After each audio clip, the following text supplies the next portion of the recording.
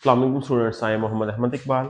आज हम डिस्कस करने वाले हैं क्लास 10 के चैप्टर फर्स्ट के simple harmonic motion and waves को। आज डिस्कस करने वाले हैं हम प्रॉपर्टीज ऑफ वेव्स को। प्रीवियस लेक्चर में हमने डिस्कस किया था रिपल टैंक में, जिसमें हमने बताया था कि हम रिपल टैंक में डिस्कस करेंगे वेव्स के बारे में और इसकी प्रॉपर्टीज के बारे में। प्रीवियस लेक्चर में हमने डिस्कस किया था इसकी वेव्स के बारे में और आज हम उसकी प्रॉपर्टीज के बारे में डिस्कस करने वाले हैं। सबसे पहले आ जाती है हमारे पास रिफ्लेक्शन आ जाती है। तो रिफ्लेक्शन क्या चीज होती है, इसको डिस्कस करते हैं कि हमारे पास जब एक वेव एक मीडियम से दूसरे मीडियम के ऊपर टकराती है तो वो अपना रास्ता क्या कर लेती है, तब्दील कर लेती है। तो उस वेव को हम क्या कहते हैं, रिफ्लेक्शन कहते हैं। उसमें ये तो होता है कि एक एंगल ऑफ इंसिडेंट होता है जिस एंगल के साथ वो वेव टकरा रही है, दूसरा एंगल होता है एंगल ऑफ रिफ्लेक्शन जिस एंगल से वो रिफ्लेक्ट कर रही है, वापस जा रही है। तो अगर दोनों एंगल हमारे पास क्या होते हैं, बराबर होते हैं, तो इस अमल को हम क्या कहते हैं, रिफ्लेक्शन कहते हैं। हम डिस्कस करते हैं हमने क्या एक्सप्लेन किया है। when wave moving in one medium fall on the surface of another medium, यानी कि एक जब वेव मूव कर रही है एक मीडियम में और दूसरी मीडियम के सरफेस के ऊपर क्या करती है, आके टकराती है। दे bounce back into the first medium, वो वापस अपने मीडियम में बाउंस बैक कर जाती है। जिस तरह ये वेव आ रही है, आके टकरा रही है यहाँ पे, तो ये क्या हो गई है, एंगल ऑफ इसका इंसिडेंट हो गया है जिस एंगल से वो टकरा रही है। फिर आगे क्या हो रही है, बाउंस बैक उसी मीडियम में वापस जा रही है। तो उस एंगल के साथ उससे हम क्या कहते हैं, उसी एंगल के साथ उसे हम कहते हैं एंगल ऑफ रिफ्लेक्शन कहते हैं। Such that the angle of incident, यानी कि जो एंगल ऑफ इंसिडेंट है जिस एंगल से वो टकरा रही है, is equal to the angle of reflection, angle of reflection की इक्वल हो जाएगी। तो उसे हम क्या कहते हैं, इस this phenomenon is known as reflection. इस अमल को हम क्या कहेंगे, रिफ्लेक्शन कहेंगे। यानी कि एक वेव आ रही है, वो एक मीडियम में दूसरे मीडियम के ऊपर की सरफेस से टकराती है, तो वो वापस उसी मीडियम में बाउंस बैक हो जाती है। तो को क्या कहते हैं हम, रिफ्लेक्शन कहते हैं। तो ये तो हमारे पास रिफ्लेक्शन का प्रोसेस था। आगे है रिफ्रैक्शन आ जाएगा। रिफ्रैक्शन क्या होता है कि जब एक वेव एक मीडियम से दूसरे मीडियम में इंटर होती है तो वो अपना रास्ता क्या कर लेती है, चेंज कर लेती है। जैसे ही वो अपना रास्ता चेंज कर लेती है तो उसका angle of incident and angle of reflection क्या होते हैं, चेंज हो जाती है। तो इस प्रोसेस को हम क्या कहते हैं, रिफ्रैक्शन कहते हैं। तो इसको पढ़ते हैं कि when a wave from one medium enters into the second medium at some angle, its direction of travel changes. इसकी डायरेक्शन ऑफ ट्रेवल क्या हो जाती है, चेंज हो जाती है। इस कार रिफ्रैक्शन, इसे हम क्या कहते हैं, रिफ्रैक्शन कहते हैं।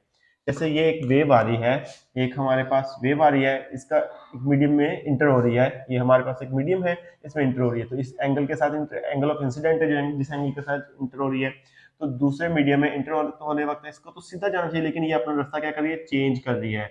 जिस एंगल के साथ वो चेंज कर रही है उसे हम क्या कहते हैं, एंगल ऑफ रिफ्रैक्शन कहते हैं। तो ये जो हमारे पास आ जाएगा, जिस एंगल के साथ रिफ्रैक्शन कर रही है इस तरह अपना रास्ता चेंज कर लेगी। इस प्रोसेस को हम क्या कहेंगे, रिफ्रैक्शन कहेंगे। यानी कि जब वेव एक मीडियम से दूसरे मीडियम में इंटर होती है तो उससे क्या होता है, उससे क्या होता है कि वो अपना रास्ता चेंज कर लेती है। जैसे कि हम रेयर मीडियम से डेंसर मीडियम में जाते हैं तो तभी क्या होता है, वेव्स अपने रास्ते को चेंज कर लेती हैं। तो इस प्रोसेस को हम क्या कहेंगे, रिफ्रैक्शन कहेंगे। आई होप आपको रिफ्लेक्शन और रिफ्रैक्शन का पता चल गया होगा कि रिफ्रैक्शन में क्या होता है कि वेव वापस उसी मीडियम में बाउंस बैक हो जाती है, जबकि रिफ्रैक्शन में दूसरे मीडियम में इंटर होती है, लेकिन उस अपना एंगल क्या कर लेती है, चेंज कर लेती है, अपना पाथ क्या कर लेती है, चेंज कर लेती है जिस पाथ पे वो जा रही होती है। तो इसे हम क्या कहते हैं, रिफ्रैक्शन कहते हैं। नेक्स्ट है इसकी प्रॉपर्टी है हमारे पास, इसकी लास्ट प्रॉपर्टी है डायफ्रैक्शन आ जाएगी। डायफ्रैक्शन में क्या होता है कि जब हम किसी वेव को किसी गुजारते हैं, किसी ऑब्स्टेकल से, किसी भी चीज़ से या स्लिट से गुजारते हैं, तो वो अपने क्या कर लेती है, शेप को चेंज कर लेती है, अपने एजेस को बेंड कर लेती है।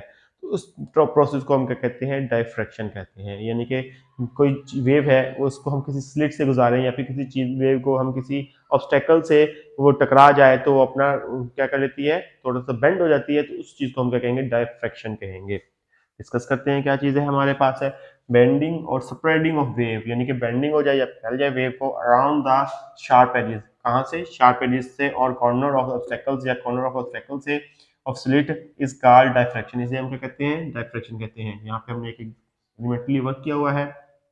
थोड़ा सा देखते हैं कि ये स्ट्रेट वेव आ रही है, स्ट्रेट वेव आ रही है, हमने एक स्लिट बनाई हुई है, एक स्लिट से वेव गुजर रही है, तो वो क्या हो रही है, क्या हो रही है, यू बेंड हो रही हैं। इन वेव्स क्या हो रही है, बेंड हो रही है। तो इनका बेंड होना जो होता है ये क्या कहलाता है, डायफ्रैक्शन कहलाता है। इसकी एक और हम एग्जांपल देख लेते हैं कि हमारे पास अगर ये हमारे पास स्मॉल स्लिट है, जबकि हमारे पास अगर हमारे पास लार्ज स्लिट हो तो वो कैसे हो सकता है।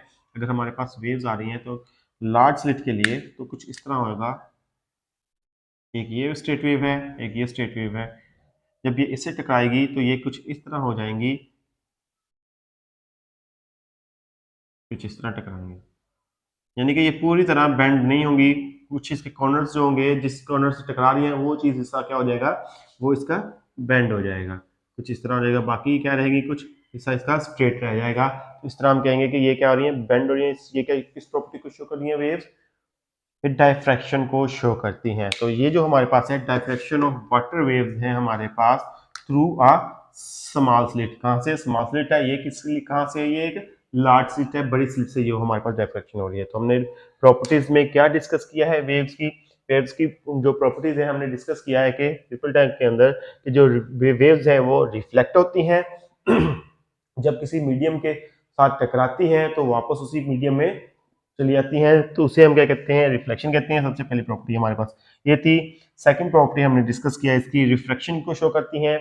तो क्या होता है कि रिफ्लेक्शन में कि जब एक मीडियम से दूसरे मीडियम में एंटर होती हैं तो वो अपना पाथ क्या कर लेती हैं, चेंज कर लेती हैं। तो थर्ड प्रॉपर्टी हमने क्या डिस्कस किया, डायफ्रैक्शन होती है जब वो ऑब्स्टेकल से या फिर कॉर्नर से टकराती है तो उनके वो क्या कर लेती है, बेंड हो जाती है या फिर स्प्रेड हो जाती है, फैल जाती है, जिसको हम क्या कहते हैं, डायफ्रैक्शन कहते हैं। तो ये थी हमारे पास वेव की प्रॉपर्टीज। आई होप स्टूडेंट्स आपको इनकी समझ आई होगी। आज के लिए इतना काफी है। अल्लाह हाफ़िज़।